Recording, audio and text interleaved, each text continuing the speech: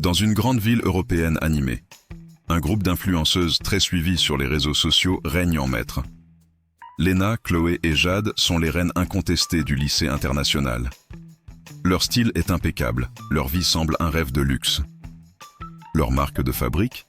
Avoir le dernier smartphone à la mode avant tout le monde. Elles se surnomment les Phone Queens. Leur slogan: « Si t'as pas la triple caméra, t'es pas clair ».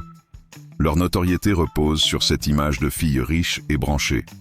Personne ne comprend vraiment d'où vient leur argent. Leurs familles sont de classe moyenne. Un jour, Manon, une nouvelle élève, admire le groupe. Elle approche Léna avec son propre téléphone, un modèle d'il y a 2 ans. « J'aimerais tant faire partie de votre groupe », dit-elle timidement. Éclat de rire méprisant des Phone Queens. « Sérieusement, avec cette vieillerie ?» se moque Chloé. « Reviens quand tu auras le dernier modèle, là on verra. » Manon, humiliée, s'éloigne sous les ricanements. La vérité est moins glamour. Les Phone Queens mènent une double vie. Pour financer leurs achats compulsifs, elles vendent des photos et vidéos osées sur des sites internet payants. Elles utilisent de faux comptes et des VPN pour rester anonymes. Chaque nouveau téléphone est le fruit de ces transactions cachées. Leur réputation à l'école reste intacte, basée sur un mensonge. Lucie, une élève discrète, reconnaît un tatouage unique sur une photo publiée sur un site douteux. C'est le même que celui que Jade cache soigneusement à l'école. Intriguée, Lucie mène sa petite enquête en ligne. Elle découvre l'identité secrète des Phone Queens et leurs activités. Lors d'une présentation en classe sur l'image de soi sur Internet, Lucie prend la parole. Certaines personnes ici vivent dans le mensonge pour paraître. Elle connecte son ordinateur au projecteur et révèle, preuves à l'appui, la double vie des Phone Queens. Stupeur dans l'amphithéâtre. Les visages de Léna, Chloé et Jade blêmissent. Leur empire de faux semblants s'écroule en quelques secondes. La nouvelle se répand comme une traînée de poudre dans tout le lycée. Les regards admiratifs se transforment en dégoût et en moquerie. Vendeuses de photos. Honteuses. Leurs abonnés sur les réseaux sociaux chutent en flèche. Leurs propres amis se détournent d'elles. Leur réputation est détruite. Les parents des 3 filles, atterrés, découvrent l'ampleur des dégâts.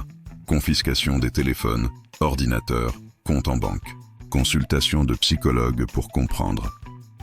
La honte et la colère remplacent la fierté. Honteuses et rejetées, les 3 filles décident de quitter le lycée. Elles s'installent dans un petit appartement miteux en banlieue. Mais elles ne peuvent s'empêcher de retomber dans leurs travers. Elles créent de nouveaux comptes plus explicites pour continuer à financer leur addiction au luxe. Pour obtenir rapidement de l'argent, elles acceptent des propositions de plus en plus risquées. Rencontres avec des inconnus, photos de plus en plus compromettantes. Un jour, l'une d'elles se fait voler son identité et chanter. Elles doivent payer une forte somme pour éviter que des photos ne soient envoyées à leur famille. Pour payer, elles vendent tous leurs biens de valeur, y compris leurs précieux téléphones. Léna se retrouve seule, sans argent, dans un foyer pour jeunes en difficulté. Elle réalise l'étendue de son naufrage. Le prix de la vanité et du mensonge a été sa propre dignité. Léna, touchant le fond, décide de changer radicalement. Elle suit des formations, trouve un petit emploi honnête. Elle témoigne dans des lycées sur les dangers de la course à l'image et du cyberharcèlement. Son message: la valeur d'une personne ne se mesure pas à son fil d'actualité. L'histoire se conclut sur une réflexion. Dans un monde obsédé par l'image et la consommation, le paraître peut devenir une prison. Les likes et les followers sont une monnaie d'échange illusoire. La quête de reconnaissance à tout prix peut mener à l'autodestruction. Le véritable luxe, c'est l'estime de soi et l'authenticité.